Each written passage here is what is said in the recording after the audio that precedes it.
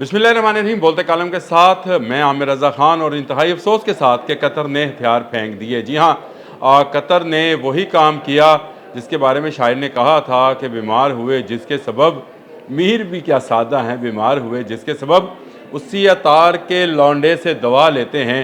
Mark Rovio ने Qatar का दौरा किया अपनी अहलिया के हमरा और अमीर कतर ने नए मुआहदे की बात कर दी। ये एक तरफ हो रहा था और दूसरी तरफ जो है ग्राउंड अटैक इसराइल ने शुरू कर दिया है। इस पर मैंने कहा मैं आपसे बात कर लूँ कि हमने 15 सितंबर को जो इजलास हुआ दोहा में, जिसमें कतर के अमीर ने बबांगे दोहल कहा था कि वो इसराइल को गज़ा में जुल्म से रोकना चाहते हैं और वो चाहते हैं कि गज़ा में अमन आए। लेकिन अमन कहाँ आना था जब आप ज़रा सी कमज़ोरी दिखाते हैं। और अब यही हुआ कि एक तरफ अमेरिका के सदर डोनाल्ड ट्रंप ने सिर्फ एक रोज़ पहले कहा कि कतर तो हमारा भाई है, कतर अपना भाई है और कतर अपना भाई है जी। और इसके साथ दूसरे दिन मार्क रोबियो पहुंच गए और अमीर कतर से मुलाकात कर ली और कहा अमीर कतर ने कि वो नए दिफाई मुआहदात जो हैं वो करना चाहते हैं और इसकी ज़रूरत है। उन्होंने ज़ोर दिया कि इसकी ज़रूरत है, बिल्कुल ज़रूरत है उनको दिफाई मुआहदात करने की, यानी कैंसिल करने की ज़रूरत है। लेकिन वो अमेरिका के साथ नए मुआहदात करने जा रहे हैं। मैंने किसी जगह लिखा था अपने एक सोशल मीडिया प्लेटफॉर्म पे कि सोने के कमोड पे बैठने वाले गोली नहीं चलाते। और याद रखिएगा कि पाकिस्तान चाहे कि एक माली तौर पर कमज़ोर मुल्क है, लेकिन फ़ौजी तौर पर पाकिस्तान दुनिया के चंद बड़े ममालिक में शुमार होता है जो कि एटमी पावर है। और हमारे पास ठीक है सोने के कमोड नहीं हैं और सोने के बाथटब नहीं हैं, लेकिन हमारे पास मिसाइल्स हैं, जहाज़ हैं, एटमी असला है और हमें किसी अमेरिका की मदद की ज़रूरत नहीं है। और हमने ये बात साबित की जंग मई में भारत को और इसराइल दोनों को शिकस्त देकर। मैं हमेशा ये कहता हूँ कि वो दो दुश्मन थे, हम एक थे। अब देख लें, एक तरफ मार्क रोबियो कतर पहुँच गए दिलासा देने के लिए कि आप पर जो इसराइल ने हमला किया वो बड़ा बुरा किया, आए हम आपको नया असला भेजते हैं। और मीर कतर ने कह दिया कि जी हमें नए मुआहदात करने की ज़रूरत है, अल्लाह करे ये ना करें मुआहदात। अमीर कतर उन बातों पर कायम रहें दोहा में होने वाली कॉन्फ्रेंस में मुसलमान मुल्कों के तमाम सरबराहान ने की थी। हमारे वज़ीर आज़म ने, तैयब अर्दवान ने, ख़ुद अमीर कतर ने, सऊदी वली अहद ने, ईरानी जो सदर थे मसूद पज़कियान, उन्होंने जो बातें की हैं उस पर कायम रहें। ये बड़ा ज़रूरी है। अमेरिका के दबाव धौंस धांधली में ना आए। अमेरिका आपकी आंखें बंद कराकर दोबारा आप पर हमला करा सकता है। ये समझाने की ज़रूरत है हमारे उन भाइयों को जो गल्फ़ में हुक्मरान हैं। ये हमारे भाई हैं, मुसलमान हैं और हम चाहते हैं कि इनकी हिफाजत हो।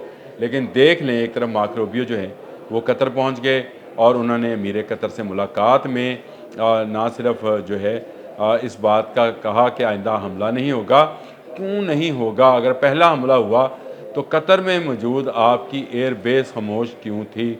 उसकी बत्तियां बंद क्यों कर दी गई थी? लाइटें गुल क्यों थीं?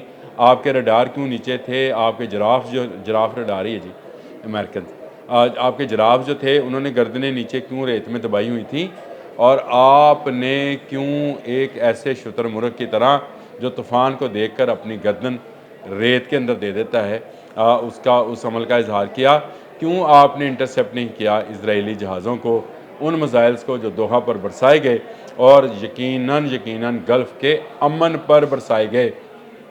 तेल अवीव में दूसरी तरफ आ जाएँ तो नेतन्याहू ने ना सिर्फ ग्राउंड अटैक शुरू कर दिया है, तेल अवीव से उन्होंने इसके आर्डर जारी किए हैं और गज़ा में इस वक्त सूरत हाल इंतहाई संगीन है, जिसकी निशानदेही अक़वाम मुत्तहिदा भी कर रही है। और वहाँ से लोग नकल मकानी कर रहे हैं, ना सिर्फ गाड़ियों पर बल्कि अब लोग पैदल भी निकलना शुरू हो गए, क्योंकि इजराइली टैंक साउथ ऑफ गज़ा में जो है जुल्म के पहाड़ गिरा रहे हैं और जुल्म के नई दास्तानें रकम कर रहे हैं। वहाँ बिल्डिंग्स गिराई जा रही हैं, नत्थे लोगों को मारा जा रहा है, कोई बोलने वाला नहीं है।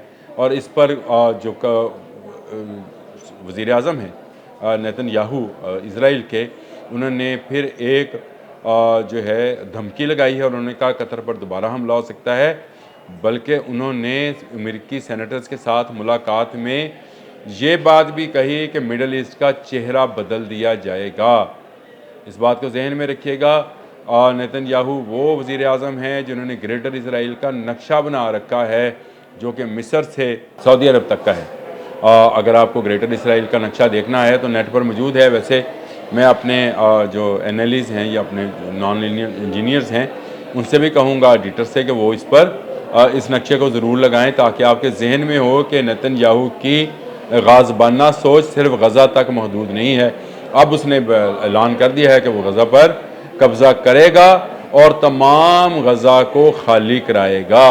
अब ग्राउंड अटैक साउथ में शुरू हो गया है और वहाँ पर बमबारी जो है की जा रही है। टैंक्स जो हैं दाखिल हो गए हैं, इजरायली फ़ौजी दाखिल हो गए। यानी आपको गज़ा में एक नया इंसानी अलमिया जन्म लेता हुआ नज़र आ रहा है। और यहाँ पर गल्फ़ कंट्रीज़ में जब 50 मुल्क इकट्ठे हुए उसके बाद से अब दोबारा जो है उस मामले को रिवर्स किया जा रहा है। अमेरिकी सदर ने पहले कुवैत को अपना दोस्त कहा, भाई कहा, अलाई कहा, और उसके बाद अपने वज़ीर ख़ारजा मार्क रूबियो को बमा अपनी अहलिया के वहाँ भेज दिया। और मीर कतर ने कहा कि हमारे आपके साथ दफाई मुआहदात मज़ीद होने चाहिए। ये बड़ी अफसोसनाक बात है। इस्लामी दुनिया को सोचना पड़ेगा, उससे दिफाई टेक्नोलॉजी में जो है पाकिस्तान और तुर्की के मॉडल को अपनाना होगा। तुर्की देखें अमेरिका का लाई है, नेटो का रुकन है, 27वां-28वां नंबर है इसका, लेकिन इसके बावजूद कि उसको ये श्योरिटी है एक पर हमला सब पर हमला वाला नेटो के स्लोगन की, लेकिन वो अपनी दिफाई पैदावार को रोक नहीं रहा है। वो 5th जनरेशन का जहाज़ बना रहा है और उसके अलावा वो मिसाइल्स और ड्रोन टेक्नोलॉजी में ख़ास अहमियत हासिल करता चला जा रहा है, ख़ासकर बहरी क़ुव्वत को बढ़ा रहा है। और पाकिस्तान भी उससे वैसे 2 जहाज़ तैयार करवा रहा है। अब आ जाए पाकिस्तान पर। पाकिस्तान अमेरिका का इस हवाले से किसी ज़माने में अलाए रहा है। अफ़गान वार के दौरान और उससे पहले भी अमेरिका जो था वो हम पर हावी था और अमेरिकी असला जो था वो हम इस्तेमाल किया करते थे।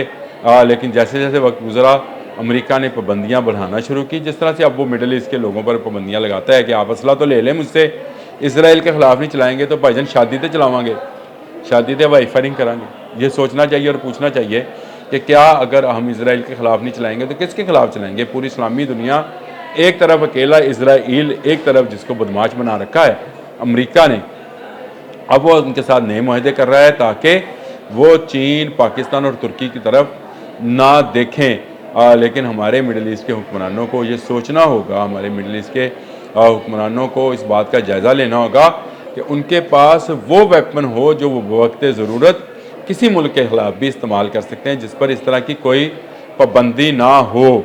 और ये असला, ये मिसाइल, ये जहाज़ उनको तुर्की से मिल सकते हैं, पाकिस्तान से मिल सकते हैं। और पाकिस्तान ने तो J-10C उड़ाया भी है। ज़िलज़ाल मैंने ज़िक्र किया था एक कतर में होने वाली एयर शो का, जिसमें मशकों का फ़ज़ाई मशकें थी, जिसमें पाकिस्तान के पायलट्स ने, शाहीनों ने J-10C उड़ा के भी दिखाया था। अगर आज कतर के पास J-10C या JF-17 थंडर जैसे जहाज़ मौजूद होते तो कभी इसराइल को ये जुर्रत ना होती कि वो दोहा की सरजमीन पर मिसाइल या बम बरसाता और फिर ऐलान करता कि मैं कतर पर दोबारा हमला करूँगा, जहाँ हमास के लोग मौजूद हैं वहाँ पर हमला करूँगा। और यह बात भी 15 सितंबर को ही की, जब मुसलमान मुल्कों का इजलास हो रहा था। उसी दौरान तेल अवीव में एक मीटिंग जारी थी जिसमें जो है जिसका उन्वान ही रखा गया था 50 states and 1 Israel.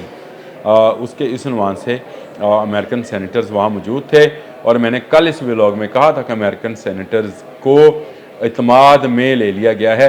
Mark Rubio एक मरतबा फिर उस कबूतर को जिसको शिकार करने को बिल्ली तैयार बैठी है, इजरायली बिल्ली, यहूदी बिल्ली तैयार बैठी है, उसके आंखें बंद करने के लिए पहुंच गए हैं। मार्क रूबियो का ये दौरा अल्लाह करे मेरी ख्वाहिश के मुताबिक नाकाम हो और ये गल्फ़ स्टेट्स अपनी दौलत जो हैं वो अपने दिफा पर बेहतर अंदाज से खर्च करें। अमरीकी असला बेहतर होगा लेकिन वो अमरीकी है। इनको अपनी टेक्नोलॉजी या तो डेवलप करनी चाहिए या जो मुसलमान मुल्कों के पास टेक्नोलॉजी, 2 मुल्कों के पास तो है, तुर्की और पाकिस्तान। वैसे तो ईरान के पास भी है मिसाइल, बड़ी ज़बरदस्त बैलिस्टिक मिसाइल्स उनके पास भी मौजूद हैं अल-फतह के नाम से। लेकिन जो इस वक्त एडवांस टेक्नोलॉजी है वो तुर्की और पाकिस्तान के पास है।